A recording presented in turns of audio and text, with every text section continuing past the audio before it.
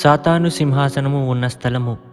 ప్రకటన గ్రంథము 2వ అధ్యాయము 12వ వచనము. పెర్గములో ఉన్న సంఘపు దూతకు ఇలాగు వ్రాయుము. వాడి అయిన రెండంచులు గల ఖడ్గము గలవాడు చెప్పు సంగతులేవనగా, సాతాను సింహాసనమున్న స్థలములో నీవు కాపురమున్నావని నేనెరుగుదును. మరియు సాతాను కాపురమున్న ఆ స్థలములో నాయందు విశ్వాసి అయి యుండి నన్ను గూర్చి సాక్షి అయిన అంతిపయను వాడు మీ మధ్యను చంపబడిన దినములలో నీవు నా నామము గట్టిగా చేపట్టి నాయందలి విశ్వాసమును విసర్జింపలేదని నేనెరుగుదును.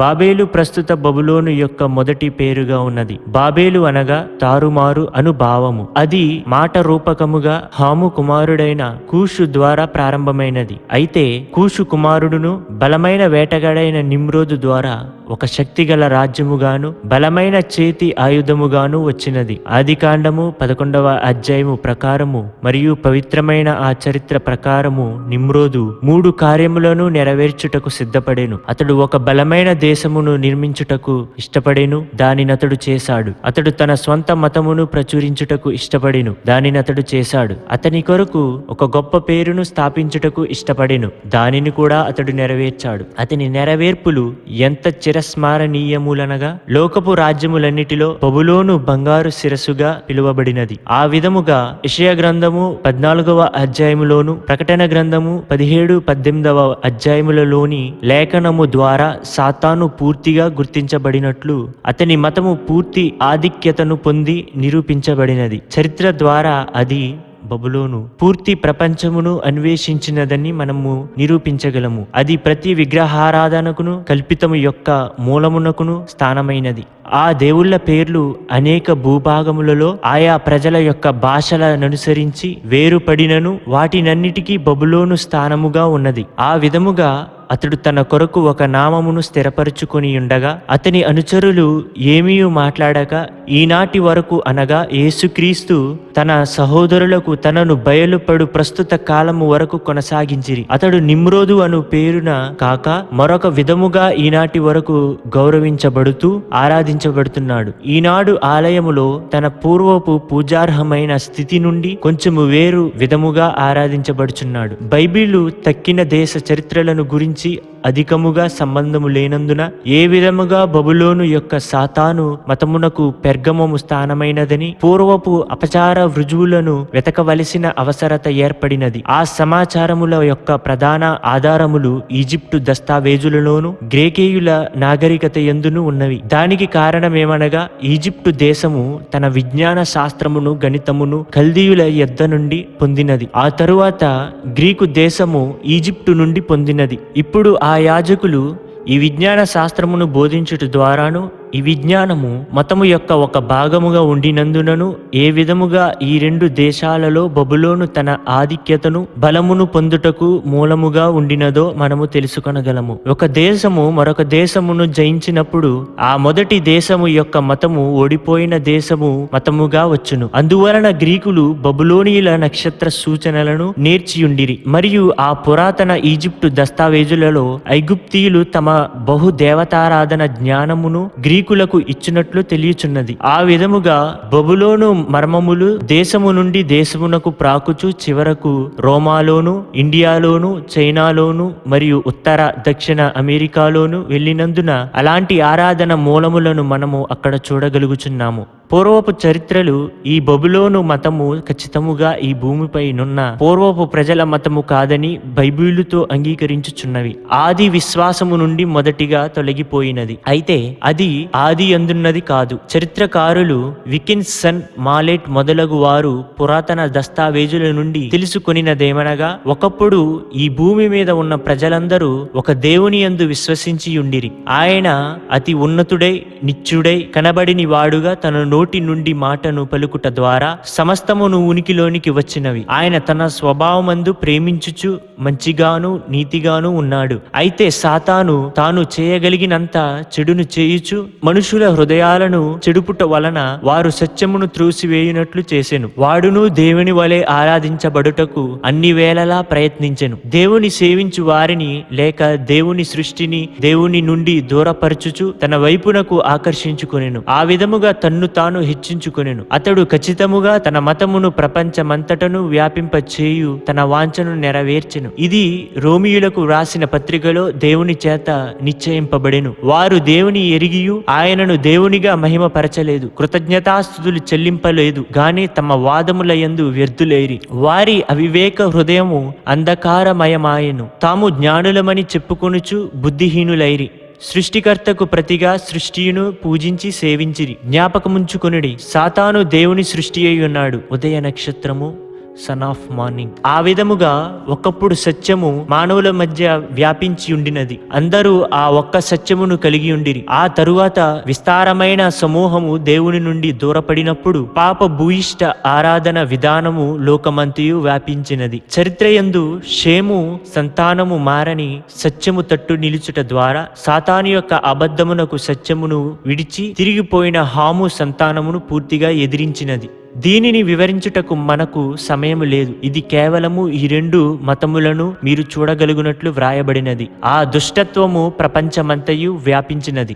ఏకదేవారాధన బబులోనులో బహుదేవతారాధనగా మారిపోయినది. సాతాను యొక్క అబద్ధము దాని మర్మములు దేవుని సత్యమునకు దేవుని మర్మములకు వ్యతిరేకముగా ఆ పట్టణమందు నిలిచినది. సాతాను నిజముగానే ఈ ప్రపంచ దేవుడిగా నిలిచాడు. తాను మోసపరిచిన ప్రజలకు తానే ప్రభువని నమ్మించుచు వారి ఆరాధనను ఆకర్షించాడు. ఆ బహుదేవతారాధన మతము శత్రువుదై త్రిత్వ సిద్ధాంతముతో ప్రారంభమైనది. అక్కడే ప్రాచీనమందు ఒక దేవునిలో ముగ్గురు వ్యక్తులు అను తలంపు ఉత్పన్నమైనది. దీనిని మన ఆధునిక మేధావులు గుర్తించకపోవుట ఎంతో ఆశ్చర్యము. వారి పూర్వీకుల వలనే వారును సాతాను అబద్ధమును నమ్ముచు వారింకను దైవత్వములో ముగ్గురు వ్యక్తులున్నారని నమ్ముచున్నారు. ఈ లేఖనమందు ఒక్క స్థలమందైనను అటువంటి సిద్ధాంతమునకు ఆధారమున్నట్లు చూపలేరు. హాము సంతానము వారి యొక్క సాతాను ఆరాధనను వెంబడించుచు ముగ్గురు దేవుళ్ల ప్రారంభ తలంపునకు సంబంధించి ఉన్నారు. అయితే షేము సంతానములో ఆ విధపు ఆరాధన సూచనలకు సంబంధించిన ఒక గుర్తు కూడా లేదు. హెబ్రీయులు విశ్వసించిన దానిలో ఎలాంటి ఆశ్చర్యము లేదు. ఓ ఇజ్రాయేలు వినుము, నీ ప్రభు అయిన దేవుడు అద్వితీయుడు, ఒక్క దేవుడు. దైవత్వములో ముగ్గురు వ్యక్తులున్నారా? అబ్రహాము షేము యొక్క సంతానమై ఆదికాండము 18వ అధ్యాయములో ఒక్క దేవుని మరియు ఇద్దరు దేవదూతలతో చూచెను. ఇప్పుడు ఏ విధముగా ఈ త్రిత్వము విశదీకరించబడినది? అది ఒక ముక్కొన్నము ద్వారా ఈనాడు రోములో విశదీకరించబడినట్లుగానే విశదీకరించబడినది. అది ఎంతో ఆశ్చర్యము. హెబ్రీయులు అలాంటి తలంపు కలిగి ఉండలేదు. ఇప్పుడు ఎవరు వాస్తవమైన వారు? హెబ్రీయులా లేక బబులోను వారా? ఆసియాలో ఈ ముగ్గురు దేవుళ్ళ బహుదేవతారాధన ఒక్క శరీరములోని 3 శిరసుల రూపములో వచ్చినది. 3 తత్వములుగా అతడు తెలుపబడెను. ఇండియాలో వారు ఒక్క దేవుని 3 రూపములలో వారి హృదయమందు చూచుచున్నారు. అది ఆ ఆధునికత ఈ దినము వేదాంతమునకు మంచిగా ఉండును గాని జపానులో ఆ గొప్ప బుద్ధునికి మనము పూర్వము వివరించినట్లే 3 శిరస్సులున్నవి. అయితే దీనంతటి నుండి బయలుపడినదేమనగా దేవుని యొక్క త్రిత్వ తలంపు 3 విధములుగా ఉన్నది. ఆ వృద్ధుని యొక్క శిరస్సు తండ్రి అయిన దేవుని సూచించుచున్నది. విత్తనమును గుర్తించు మర్మముల వృత్తము కుమారుని సూచించుచున్నది. ఆ పక్షి పావురము యొక్క రెక్కలు మరియు తోక ఇక్కడ తండ్రి కుమార పరిశుద్ధాత్మ యొక్క సిద్ధాంతం ఉన్నది. అది దైవత్వములో ముగ్గురు వ్యక్తులుగా అది ఒక వాస్తవమైన త్రిత్వము. దానినే మీరు రోమునందును చూడగలరు. ఇప్పుడు మిమ్ములను ఒకటి అడుగనీయుడి. సాతాను మరియు వాని యొక్క ఆరాధికులు వాస్తవముగా విశ్వాసమునకు తండ్రి అబ్రహాము కన్నను అతని సంతానమున కన్నను అధిక సత్యపు బయలుపాటును కలిగి ఉన్నారనుట ఆశ్చర్యముగా లేదా? సాతాను ఆరాధికులు దేవుని పిల్లల కన్నను అధికముగా తెలిసియుండుట ఆశ్చర్యముగా లేదా? దానినే ఈనాటి ఆధునిక వేదాంత పండితులు త్రిత్వమును గురించి చెప్పుటకు ప్రయత్నించుచున్నారు. దీనిని జ్ఞాపకముంచుకొనిడి. ఈ వ్రాసియుంచబడినవన్నీయు నిజమును గాను మరియు సాతాను అబద్ధికుడును అబద్ధములకు జనకుడనై ఉన్నాడను మాట వాస్తవముగా ఉన్నది. వాడు ఏ వెలుగులో వచ్చినను అది ఒక అబద్ధమై ఉన్నది. అతడు ఒక హంతకుడు. అతని త్రిత్వ సిద్ధాంతము జనములను నాశనము చేసినది. యేసు వచ్చు వరకు నాశనము చేయుచూనే యుండును. చరిత్ర ప్రకారము ఈ తండ్రి కుమార పరిశుద్ధాత్మ అను తలంపును కలిగియుండు ఒక మార్పు వచ్చుటకు ఎంతో కాలము తీసుకొనలేదు. సాతాను మిట్టుగా వారిని సత్యము నుండి దూరపరిచినది. ఇప్పుడు దైవత్వము యొక్క పూర్తి తలంపు ఏదనగా నిత్యత్వపు తండ్రి మానవ తల్లిలో అవతరించిన దేవుని ఆత్మ, అది మిమ్ములను యోచింపచేయుచున్నదా? ఒక పరిశుద్ధ కుమారుడు అనగా అవతరించిన ఫలము స్త్రీ సంతానము. అయితే సాతాను దయ్యము ఇంకను తృప్తి పొందలేదు. పరోక్ష మార్గములోనే గాక అతడు ముఖాముఖిగా ఆరాధించబడలేదు. అందువలన అతడు ప్రజలను ఇంకనూ సత్యము నుండి దూరపరిచాడు. అతని మర్మములు అనగా తండ్రి అయిన దేవుడు మానవ కార్యములలో నిశ్శబ్దముగా నుండునని తెలుపుట ద్వారా అతడు సాతాను నిశ్శబ్దములో చక్కగా ఆరాధించబడుటకు అది ప్రారంభమైనది. నిజమునకు వీలు పడినంత వరకు తనను మరుగు చేసుకునుటయే జరిగినది. ఈ సిద్ధాంతము లోకమంతయు ప్రబలినది. ఈనాడు ఇండియాలో సృష్టికర్త అయిన ఆ గొప్ప మౌన దేవుని ఆలయములు కొన్ని ఉన్నవి. సృష్టికర్త అయిన తండ్రిని ఆరాధించవలసిన అవసరత లేనందున స్వాభావికముగా తల్లి బిడ్డను ఆరాధించుటకు సాగిపోయినది. అది పూజింపబడినదిగా మిగిలిపోయినది. ఈజిప్టు నందును అలాంటి తల్లి కుమార కలయిక ఇసిస్, ఒసిరిస్ అని పిలువబడిచున్నది. ఇండియా దేశములో ఇసి మరియు ఈశ్వర అని పిలువబడుచున్నది. ఆ పేర్లు సమానముగా ఉండుటను గమనించుడి. ఆసియాలో అది సైబేలే డేయోయిస్ అని పిలువబడుచున్నది. రోమాలోను, గ్రీస్తులోను, చైనాలోను ఒక్కటిగా ఉన్నది. మంచిది. ఊహించండి, కొందరు రోమన్ కేథలిక్ సేవకులు చైనాలో ప్రవేశించిన వెంటనే అక్కడ మడోన్నా మరియు ఆమె బిడ్డను చూసినప్పుడు ఆ బిడ్డ శిరస్సుపై కాంతి కిరణములు వెలువడిచున్నట్లుండినది. ఆ ప్రతిమ కొన్ని ముఖ భావనాల వ్యత్యాసములతో వాటికన్ పట్టణమునకు మార్చుకొనబడినది. ఇప్పుడు ఆ నిజ తల్లి బిడ్డను కనుగొనుట మనకు తగి ఉన్నది. ఆ పూర్వపు బబులోను దేవత అయిన తల్లి సెమిరామిస్ తూర్పు దేశములో రేయా అని పిలువబడినది. ఆమె తన చేతిలో ఒక బిడ్డను పట్టుకుని ఉండును. అది బిడ్డగా ఉన్నప్పటికీ ఎత్తైన వాడుగా, బలశాలిగా, చక్కని వాణిగా, ముఖ్యముగా స్త్రీలను ఆకర్షించు వాణిగా వర్ణించబడినది. యెహెజ్కేలు గ్రంథము 8వ అధ్యాయము 14వ వచనములో అతడు తమ్మూజ్ అని పిలువబడిను.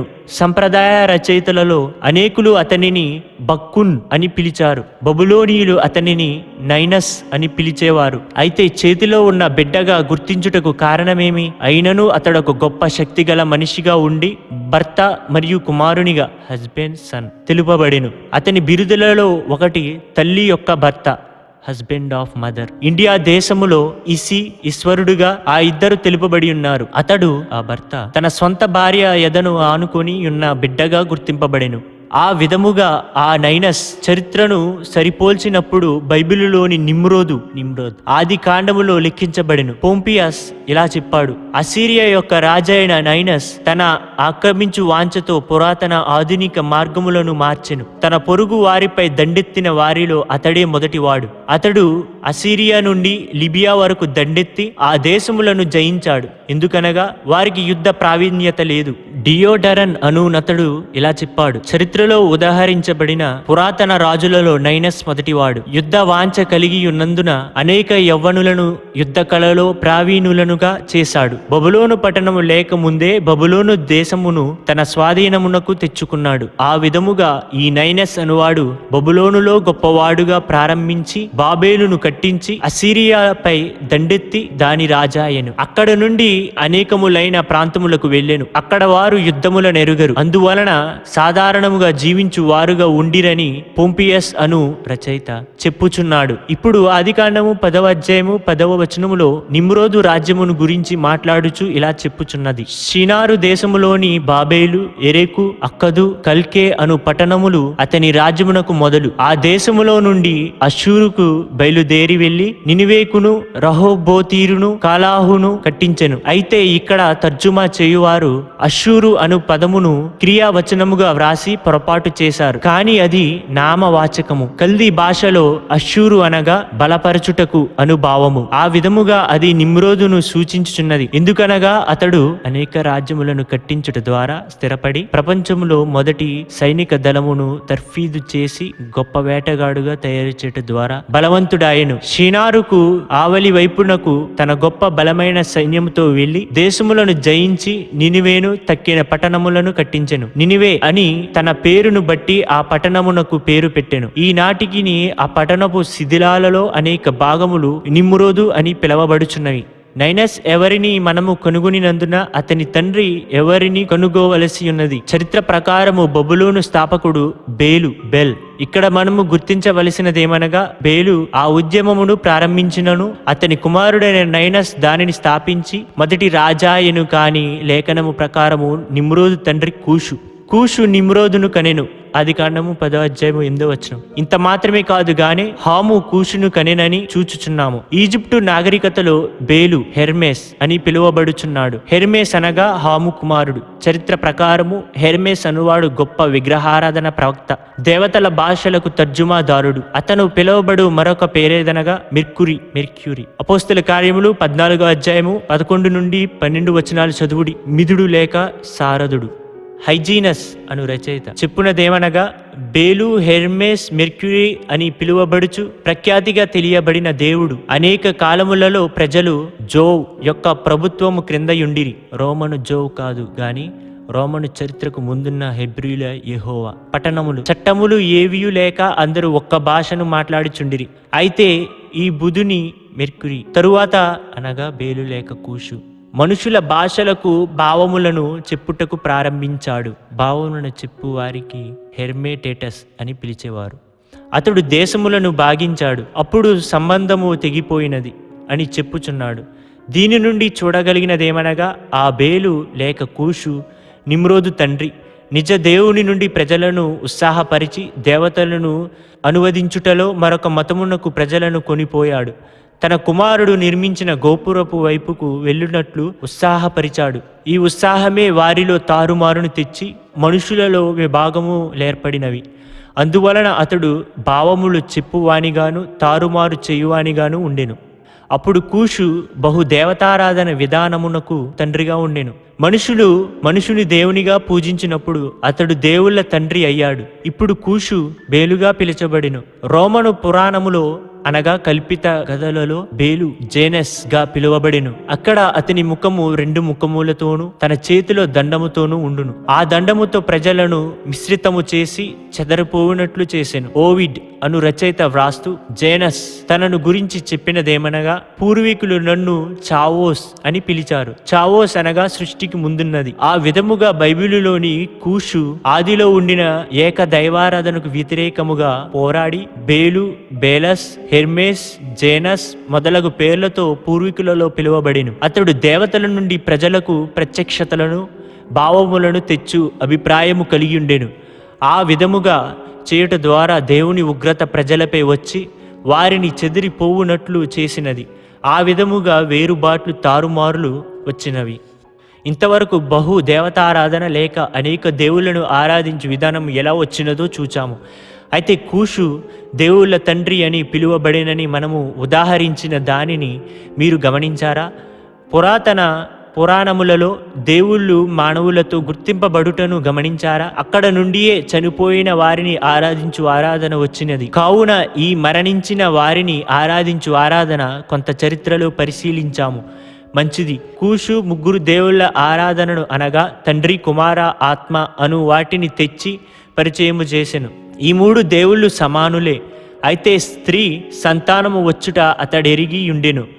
అందువలన ఒక స్త్రీ మరియు ఆమె సంతానము కనబడవలసి ఉన్నది. నిమ్రోదు మరణించినప్పుడు ఇది నెరవేరినది. అతని భార్య సెమిరమిస్ అతనిని ఆరాధించినది. ఆ విధముగా కుమారునికి తల్లిగాను దేవతలకు తల్లిగాను తనను చేసుకొనినది. రోమను సంఘము మరియమ్మను చేసినట్లే జరిగినది. ఆమె పాపము లేనిదని దేవునికి తల్లి అని వాదింతురు. ఆమె సెమిరమిస్ నిమ్రోదును జెరోషా అని పిలిచినది. దానికి స్త్రీ యొక్క వాగ్దాన సంతానములు అని అర్థము. అయితే కుమారుని కన్నను ఆ స్త్రీ అధికముగా ఆకర్షించబడుటకు ఎంతో కాలము పట్టలేదు. ఆ తరువాత కాళ్ళ సర్పమును త్రొక్కుచున్నట్లు ఆమెను చిత్రించిరి. వారామెను పరలోకపు రాణి అని పిలిచిరి. ఆ విధముగా ఆమెకు దైవత్వమును ఆపాదించిరి. ఈనాడును యేసు తల్లి అయిన మరియా నిత్యత్వమునకు ఎత్తబడి సెప్టెంబరు 1964లో వాటికన్ పట్టణమందు మరియకు లేని ఒక గొప్పతనమునిచ్చుచు ఆమెను విశ్వాసులకు తల్లి అనుచు లేక సంఘము యొక్క తల్లి అనుచున్నారు. ఎప్పుడైనను బబులోను మతమందు సాంప్రదాయ పూర్వీకులను ఆరాధించుటకు ఉండినట్లయినా అది రోమను సంఘము యొక్క మతముగానే ఉన్నది. బబులోనులో పూర్వీకులను ఆరాధించుటే కాదు గాని వారు ప్రకృతిని కూడా ఆరాధించిరి. బబులోనులో సూర్యచంద్రులు దేవుళ్ళుగా గుర్తించబడిరి. ప్రకృతిలో ముఖ్యమైనదిగా వెలుగును ఉష్ణమును ఇచ్చుచు ఆకాశములలో అగ్నిగోళముగా కనబడినది సూర్యుడొక్కడే. ఆ విధముగా ఆ ప్రధాన దేవతగా సూర్యుని బయలు దేవతగా పిలిచిరి. పలుమారు ఆ సూర్యుడు జ్వాల వృత్తము వలె చిత్రించబడి ఆ వృత్తమునందు సర్పము కనిపించుచుండును. ఆ తరువాత సర్పము సూర్యుని యొక్క ఆకారముగా ఆరాధించబడెను. ఆ విధముగా సాతానుని వాంఛ పరిపూర్ణమాయెను. అతడు దేవుని వలె ఆరాధించబడెను. అతని సింహాసనము స్థిరపరచబడెను. అతని సేవకులు అతనికి తలలు వంచిరి. అక్కడ పెర్గమములో జీవించు సర్పము రూపములో ఆరాధించబడుచున్నది. అది హవ్వను మాత్రము కాదు గాని అధికమైన మానవాళిని మోసపుచ్చినది.